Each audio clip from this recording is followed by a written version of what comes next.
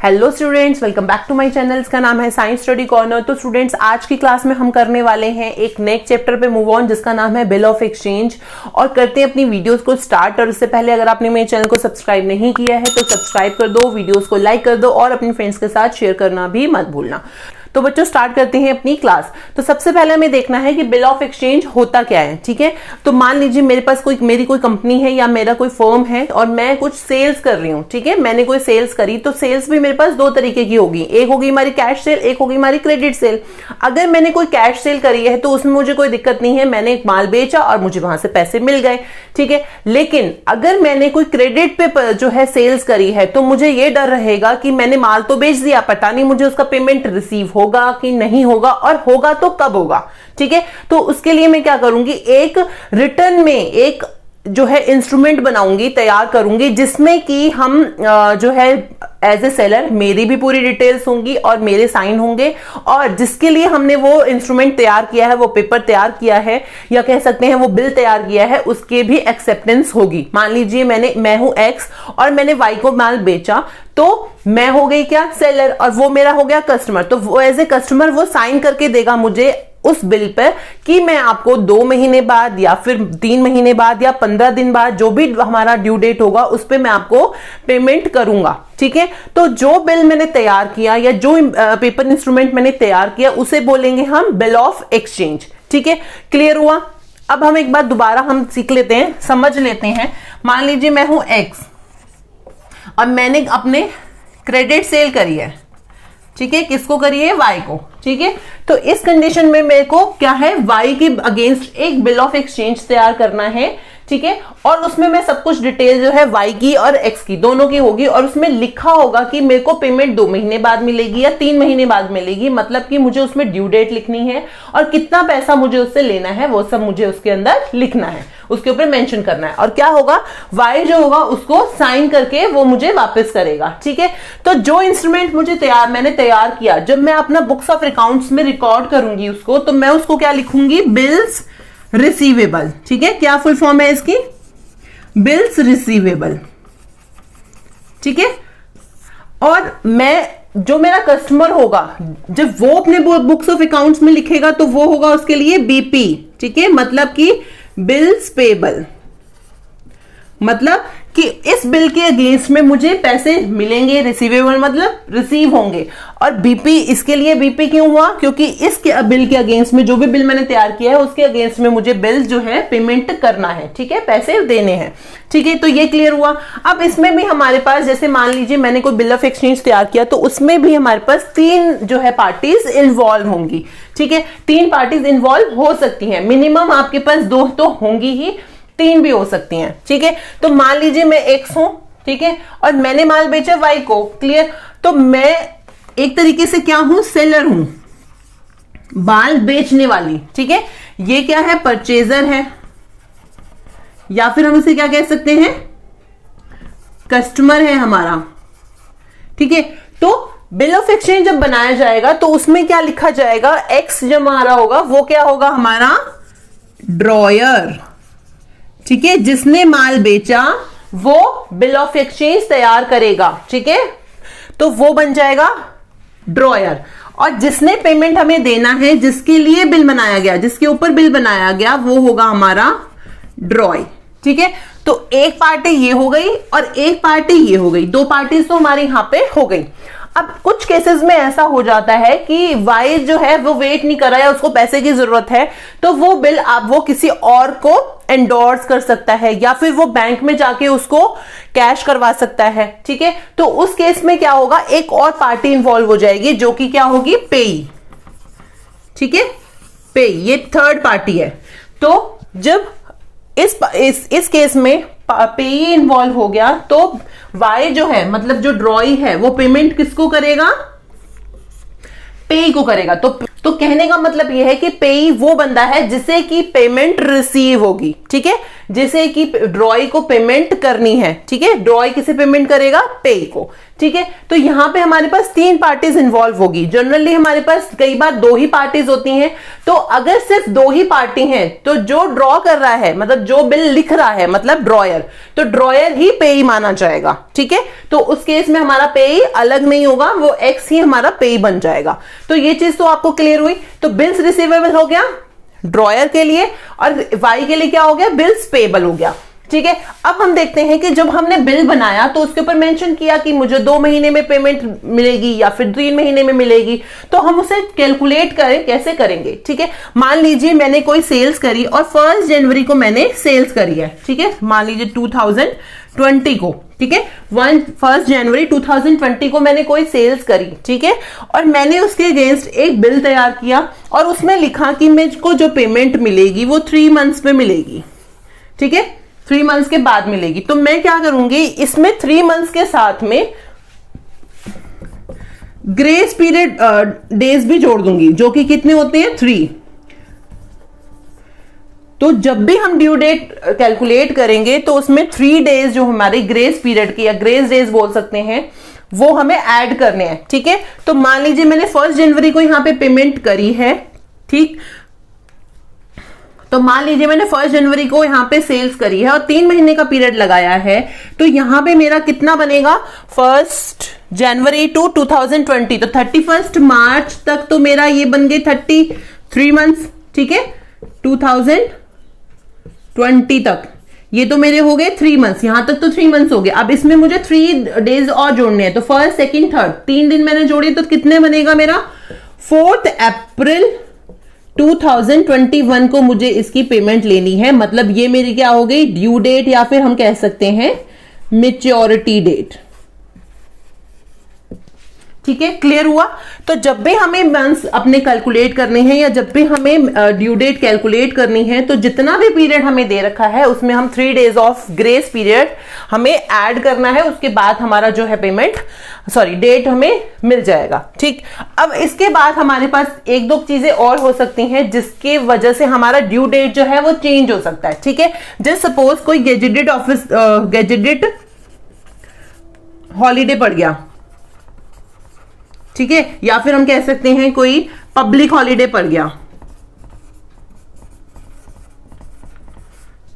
या फिर कोई संडे पड़ गया, ठीक है। मान लीजिए इसी केस को ले लेते हैं, अगर 4 अप्रैल को संडे है तो हमें क्या करना है, हमें 1 दिन पेमेंट पहले लेनी है, ठीक है। तो यहां पे इस केस में हमारी जो है ड्यू डेट क्या बन जाएगी, 3 अप्रैल 2021, ठीक है। हमें क्या करना है, इस ड्यू डेट में से माइनस कर देना है 1 डे, ठीक है, मैच्योरिटी पीरियड निकालने के लिए, मैच्योरिटी डेट निकालने के लिए, ठीक है। तो जाएगी, लेकिन कई बार हो जाता है कभी कोई इमरजेंसी हॉलीडे पड़ गया, ठीक है, पूरे देश में इमरजेंसी हॉलीडे डिक्लेयर हो गया कि भी आज छुट्टी रहेगी, कोई ऑफिस नहीं खुलेंगे, कोई पेमेंट नहीं होगी, कोई बैंक नहीं खुलेंगे, तो क्या होगा, तो हमें जो भी ड्यू डेट होगी उसमें हमें 1 डे प्लस कर देना है, ठीक है। यहां पे हमने माइनस किया था 1 डे इस वाले केस में, और यहां पे हमें प्लस कर देना। अब इसी केस को ले लेते हैं, 4 अप्रैल हमारी ड्यू डेट थी, तो 4 अप्रैल हमारी ड्यू डेट में हम क्या करेंगे, 1 दिन जोड़ देंगे, तो हमारी 5 अप्रैल 2021 को हमारी ड्यू डेट निकल आती है। ये कंडीशन हमें कब देनी है, बनी हमारी जब हमें क्वेश्चन में क्या लिख रखा है, बिल आफ्टर डेट, ठीक है, कि जिस डेट में हमने सेल्स करी उस हिसाब से हमने 3 मंथ्स कैलकुलेट करे, उसमें 3 डेज जो है ग्रेस पीरियड के जोड़े और अपनी ड्यू डेट निकाल ली। लेकिन आपके पास क्वेश्चन में यह भी दिया हो सकता है कि आपको लिखा हो बिल्स आफ्टर साइट, ठीक है। फॉर एग्जांपल यहां 1 जनवरी 2020 को ड्रॉयर ने बिल जो है लिख दिया, ठीक है, ड्रॉ कर दिया, और एक्सेप्टेंस हमें ड्रॉय से मिली किस डेट को, 4 जनवरी 2020 को उसने एक्सेप्ट किया, ठीक है। तो अब हम यहां पे कैसे कैलकुलेट करेंगे, तो हमें क्या करना है, जिस डेट से ड्रॉई ने एक्सेप्टेंस दी, ठीक है, जिस डेट से ड्रॉई ने एक्सेप्टेंस दी मतलब बिल पे साइन किए, तब से अब हमें ग्रेस पीरियड अपना जोड़ के और ये जो भी मंथ हमें जोड़ के वो हमें ड्यू डेट निकालनी है। ठीक है, तो जस्ट सपोज यहाँ पे 4 जनवरी लिख रखा है, तो 4 जनवरी से हिसाब से हमारे यहाँ बन जाता है 3 अप्रैल 2021। ठीक है, ये हमारा बन गया 3 मंथ्स, प्लस इसमें हम जोड़ेंगे 3 डेज, तो कितने हो जाएंगे हमारे 6, और ये हमारा आ गया 7 अप्रैल। तो ड्रॉई जो पेमेंट करेगा हमें 7 अप्रैल 2021 को पेमेंट करेगा। तो ये हमारी ड्यू डेट हो गई। किस कंडीशन में? जब हमारे पास क्वेश्चन में लिख रखा है बिल्स आफ्टर साइट, बिल्स जो है आफ्टर साइट दिया है, तो हमें एक्सेप्टेंस का वेट करना है। ड्रॉई ने जिस डेट को एक्सेप्ट किया है उसके बाद हमें उसी हिसाब से कैलकुलेट करना है अपने ड्यू डेट को।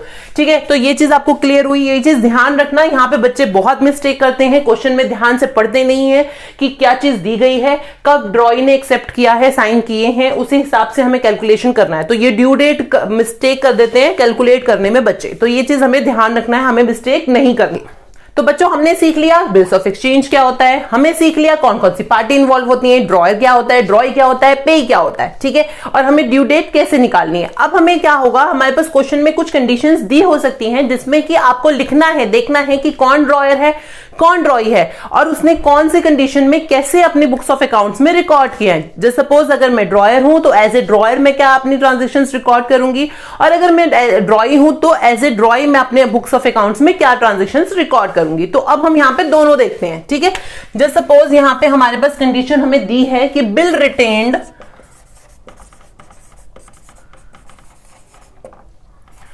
Till maturity.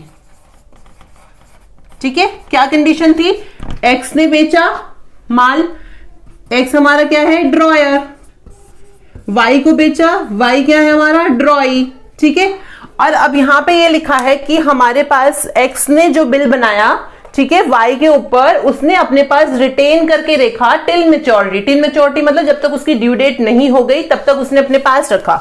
ठीक है, तो अब हमें देखना है as a drawer and as a drawee हमें कौन कौन सी ट्रांजेक्शंस को कैसे कैसे रिकॉर्ड करना है। ठीक है, तो यहां पे हम 3 बॉक्स ले लेते हैं। अब इसमें हम ट्रांजेक्शंस रिकॉर्ड करते हैं। तो फर्स्ट एंट्री हमारी क्या बनेगी, जब हमने यहां पे बिल बनाया होगा उससे पहले, when goods sold on credit. ठीक है,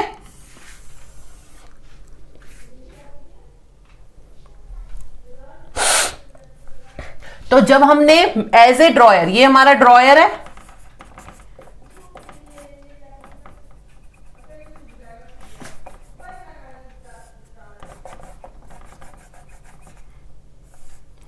तो ये हमारे ड्रॉयर्स का बुक्स ऑफ अकाउंट है और ये हमारी ड्रॉय की बुक्स ऑफ अकाउंट है। ठीक है, ये हमने समझ लिया।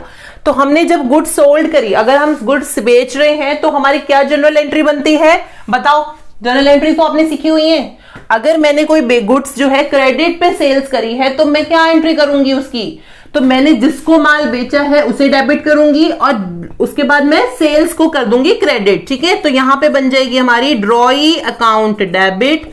ठीक है, ड्रॉई क्या है हमारा वाई और ये हमारा एक्स, तो यहां हम वाई भी लिख सकते हैं, टू सेल्स अकाउंट। ठीक है, drawee account debit to sales account, as a drawer मैंने अपने बुक्स में रिकॉर्ड कर लिया। अब ड्रॉई का देखते हैं, ड्रॉई ने क्या किया होगा, जिससे माल खरीदा होगा उसको क्रेडिट किया होगा और परचेज को डेबिट किया होगा।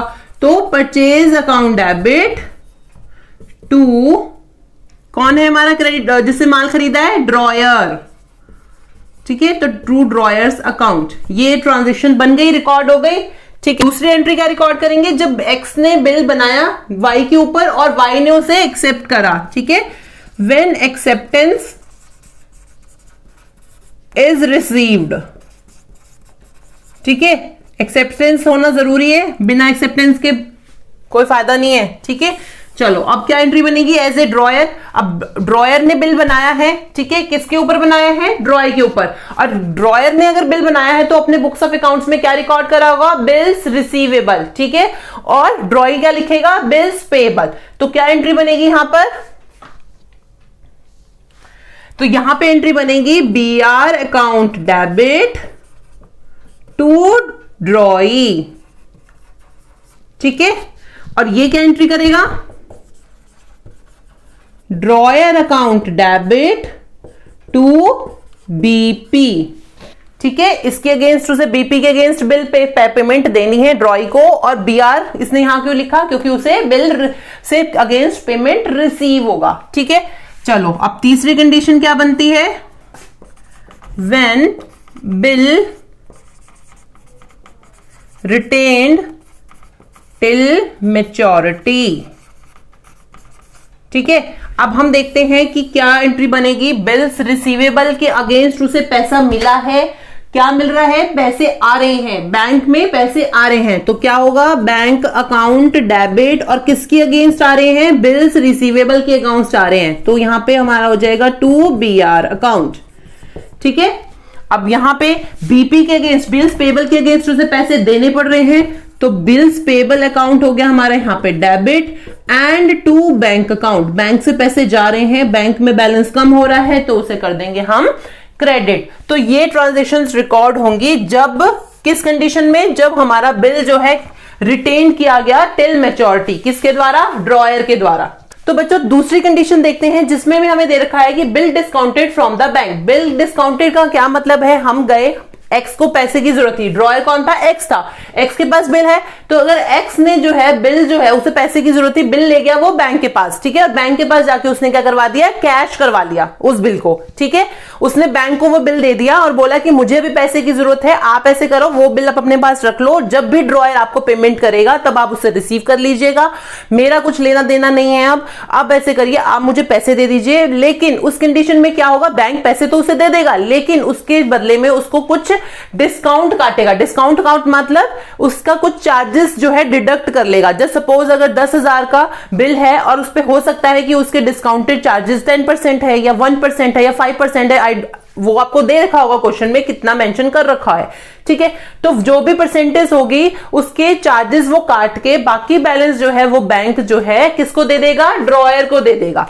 ठीक है, अब आपको समझ आया ये बिल डिस्काउंटेड का मतलब क्या है, बैंक से हमने पैसे कैश करवा लिए, किसने, ड्रॉयर ने पैसे कैश करवा लिए और उसके बदले में उसको कुछ डिस्काउंट चार्जेस पे करने पड़े बैंक को, वो हो गया हमारा डिस्काउंटेड फ्रॉम द बैंक। ठीक है, अब उसमें कंडीशंस में हम क्या करते हैं, ये वाली एंट्रीज हमारी सेम होंगी एज ए ड्रॉय और एज ए ड्रॉई। ठीक है, यहाँ पे हमने सेल्स करी है, ये भी सेम ट्रांजेक्शन रिकॉर्ड होंगी, सेम एंट्री होंगी, और यहाँ पे भी ये सेम एंट्री होगी। चेंजेस कहां पे आएंगे, हमारी थर्ड एंट्री पे। जस्ट सपोज जब हम थर्ड एंट्री हमारे पास है, बिल डिस्काउंटेड फ्रॉम बैंक, ये थर्ड कंडीशन बन रही है हमारी। तो अब इसमें क्या कंडीशन, इस कंडीशन में हमारे पास क्या एंट्री होगी, हम गए हैं बैंक के पास और बैंक ने हमें जो है कुछ पैसे हमारे काट लिए, पैसे तो लेकिन हमें मिल गए उसके बदले में, तो क्या होगा यहाँ पे, बैंक अकाउंट डेबिट,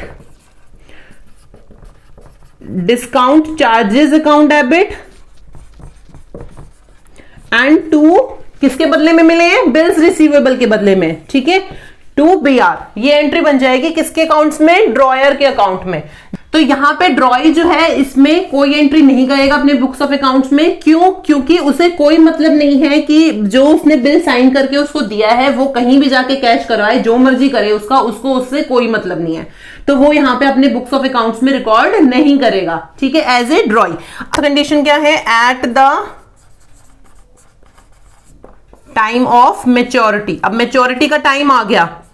ठीक है, अब ड्रॉयर क्या अपने पास रिकॉर्ड करेगा, ड्रॉयर अपने पास कोई एंट्री नहीं करेगा, नो एंट्री, क्यों, क्योंकि उस बिल के बदले में उसने पहले से ही पैसे बैंक से ले लिए हैं, तो अब उसे कुछ मतलब नहीं है मैच्योरिटी से। ठीक है, अब हम चलते हैं ड्रॉय के पास। तो ड्रॉय के पास हमारे क्या ट्रांजेक्शन रिकॉर्ड करेगा, वो बिल्स पेबल अकाउंट डेबिट, किस, बैंक अकाउंट। ठीक है, बिल्स पेबल के अगेंस्ट उसे पेमेंट करनी पड़ी है, पेमेंट उसने करी, किससे करी है, बैंक से करी है, तो बैंक हमारा हो गया क्रेडिट, बिल्स पेबल अकाउंट हो गया डेबिट। ठीक है, तो ये आपको समझ आया। यहां पे हमारा, अब यहां पे ये दो पार्टी से, यहां पे थर्ड पार्टी हमारी कौन सी इन्वॉल्व हुई है, बैंक इन्वॉल्व हुई है। अब बैंक हमारा क्या है यहाँ पे, पेई, रिसीव करने वाला। अब जब बैंक ने जो भी ट्रांजेक्शन अपने रिकॉर्ड में रिकॉर्ड करी होगी उनको हमें उनसे कोई मतलब नहीं है, हमें सिर्फ देखना है कि ड्रॉयर ने अपने बुक्स ऑफ अकाउंट में कैसे रिकॉर्ड किया और ड्रॉई ने क्या किया, तो ये ट्रांजेक्शन हमारी बनेंगी। ठीक है, तो बच्चों आज की क्लास में हमने दो कंडीशन सीखी, जब हमने मेच्योरिटी डेट तक जो है ड्रॉयर ने बिल को अपने पास रिटेन किया या फिर अगर बिल उसने जो है डिस्काउंट करवा लिया कहां से, बैंक से। तो ये दो कंडीशन हमने सीखी। नेक्स्ट वीडियो में हम एंडोर्समेंट देखेंगे और अगर आपका बिल जो है डिसऑनर हो जाता है उसको उसकी कैसे एंट्री करनी है, वो सारी कंडीशन जो हमारी 5 कंडीशन और हैं आगे, वो हम करेंगे नेक्स्ट वीडियो में। तो आज की क्लास में जितना भी मैंने पढ़ा है तो आप अपना रिवाइज कर लीजिएगा, अच्छे से क्वेश्चन कर लीजिएगा सो दैट आपके लिए कंसेप्ट और अच्छे से क्लियर हो जाए। तो करते अपनी वीडियो का यहां पे एंड, और सब्सक्राइब करके ही जाइएगा, बिना सब्सक्राइब करे मत जाइएगा, ठीक है। तो मिलेंगे अब अपनी नेक्स्ट वीडियो में, तब तक के लिए have a nice day and good bye.